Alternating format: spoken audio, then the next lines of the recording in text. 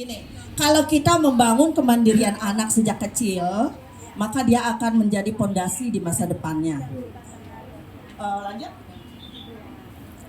Nah, ini contohnya adalah mandiri sejak kecil, suruh dia melakukan hal-hal sederhana, pokoknya disuruh-suruh anak itu gitu.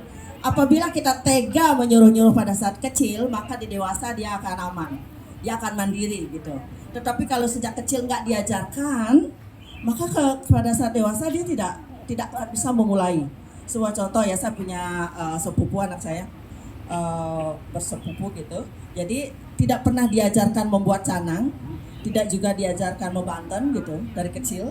Maka begitu dia remaja ataupun dewasa, dia akan nggak melakukannya secara otomatis. Kudu disuruh dulu gitu.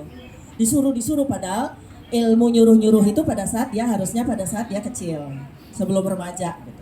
Pokoknya menjadikan anak budak itu sejak kecil gitu ya. Jangan terus remaja dan dewasa baru disuruh-suruh, nggak mau. Oke. Ya, kecuali ya kalau di Bali otomatis, tapi kalau di Jakarta, kalau di luar Bali mungkin agak lebih susah. Ya, mengajarkan anak untuk bermain dengan teman sebayanya, mentaati peraturan. Sebuah contoh, ada anak sampai di rumah buang sepatu, tas dan lain-lain, tapi ada juga yang rapi banget. Gitu. Itu semua adalah karena pembelajaran dari orang tua.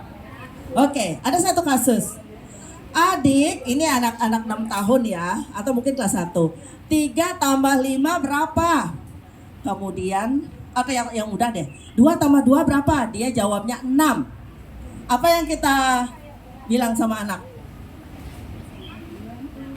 Ayo, contoh.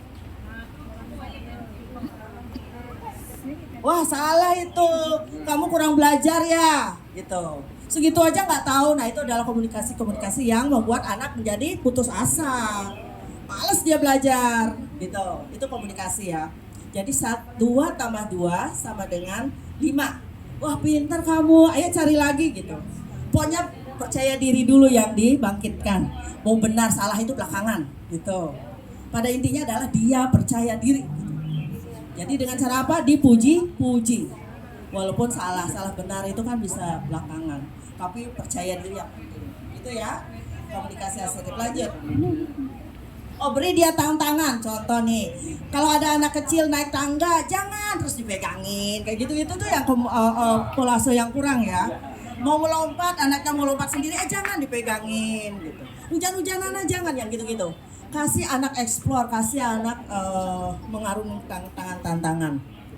Misalnya ada ulat, aduh jangan cacing gitu kan, orang tuanya teriak, dia takut.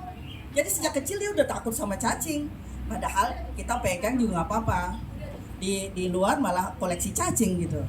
Ya sebenarnya jangan sampai anak mengeksplor tapi orang tuanya ketakutan. Jadi biarkan saja, lebih bagus. Nah, ini adalah komunikasi yang asertif atau komunikasi yang mendalam. Misalnya begitu pulang dari sekolah, ibunya bilang, bagaimana harimu? What is your day? How was your day? Are you okay? Pokoknya banyak bertanya. Katanya orang yang banyak bertanya menunjukkan dia pintar. Ya. Seorang ibu yang ngomong melulu menunjukkan dia sok pintar. Ya, lebih baik banyak bertanya, ya. Pokoknya tanya aja terus anak. Senang nggak sih kalau ibu-ibu melihat anak-anak yang sering bertanya, "Ma, kok itu sih? Kok begitu? Kok begini? Itu apa?" Aduh, aku senang banget dengernya. Anak-anak itu pengen tahu gitu. Sampai orang tuanya bosan. Orang tuanya malah, "Apaan sih? Tanya lulu," gitu. Padahal anaknya bagus banget gitu. Anaknya cerdas. Jadi orang yang bertanya itu menunjukkan dia cerdas, pintar. Apalagi begini, mama dan papanya pegang HP di rumah makan, anaknya bertanya nggak diraukan gitu ya. Banyak yang terjadi seperti itu. Itu sangat mengecewakan anak. Oke, lanjut. Oh, ini bagus nih. Look, listen, and learn. Jadi kita harus banyak melihat anak, mendengar anak, dan kita belajar dari anak.